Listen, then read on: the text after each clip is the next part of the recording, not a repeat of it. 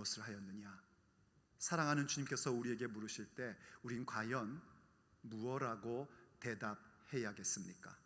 첫째, 예수님을 왕으로 모셨습니다. 주께서 내가 무엇을 하였느냐라고 물으실 때 우린 얼른 그런 거 대답하고 싶을 겁니다. 하나님, 돈 많이 벌었습니다.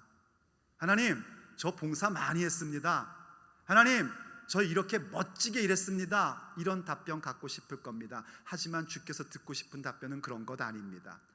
왜냐하면 그 모든 것 우리가 한 줄 알았지만 사실 하나님이 하신 거거든요. 정말 하나님께 드려야 할 답변은 그겁니다. 그 모든 일들 속에, 내 모든 삶 속에 저는 오직 예수님만을 나의 왕으로 모시며 살아왔습니다. 우리의 답변이어야 됩니다. 그리고 앞으로도 예수님만을 왕으로 모시며 모든 일을 할 겁니다 하는 결정을 우리의 삶의 답변으로 드려야 합니다. 저는 어떤 순간에도 오직 예수님만을 왕으로 섬겼습니다. 이 고백 가지셔야 됩니다. 그럴 때 우리는 어느새 하나님의 통치 가운데 들어가게 되고 예수 그리스도의 다스림 속에서 우리 아버지의 집, 영원한 하나님 나라를 목적하며 바라보며 나아가는 자들로 세워지는 것입니다. 그래서 두 번째, 주께서 네가 무엇을 하였느냐라고 물으실 때 우리의 답변은 이래야 됩니다. 예수님의 나라를 목적합니다.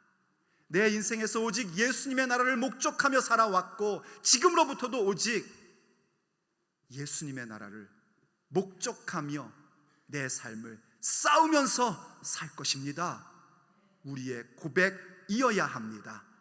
하나님 나라라는 것은 그냥 이루어지는 것이 아니라 예수님의 사유가 피를 우리에게 주심으로 이루어지는 것입니다. 곧 우리가 거듭남으로 이루어지는 거예요. 예수님께서 니고데모에게 말한 것처럼 사람이 거듭나지 아니하면 하나님의 나라를 볼 수 없느니라. 우리가 예수님의 사유가 피를 먹고 마시는 그 구원받음이 없으면 우리의 삶에서 하나님의 통치라는 걸 볼 수가 없습니다. 사람이 물과 성령으로 나지 아니하면 하나님의 나라에 들어갈 수 없느니라.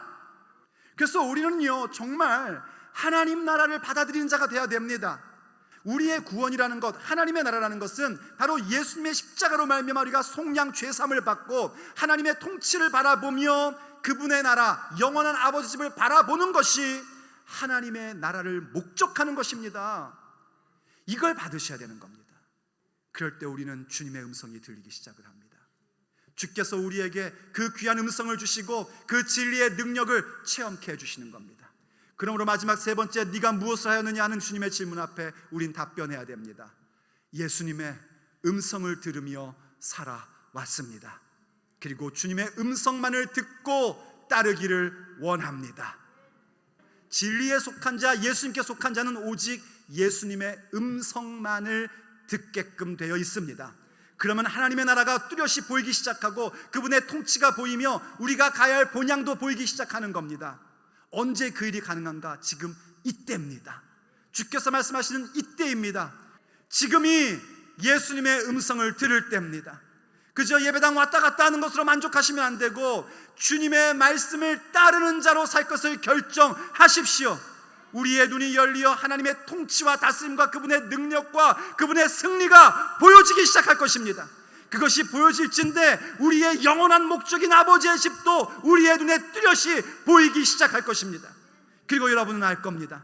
내 인생의 참된 왕은 그 어떤 것도 아니고 오직 예수님, 그분만이 내 삶의 왕이심을 보게 될 것입니다. 내가 무엇을 하였느냐? 여러분의 답변은 무엇이고 싶으십니까? 주님, 내가 주의 음성을 듣고 아버지의 통치 가운데 예수님의 나라를 목적하며 오직 예수님만을 왕으로 모시며 살았습니다. 우리의 삶의 답변이어야 합니다.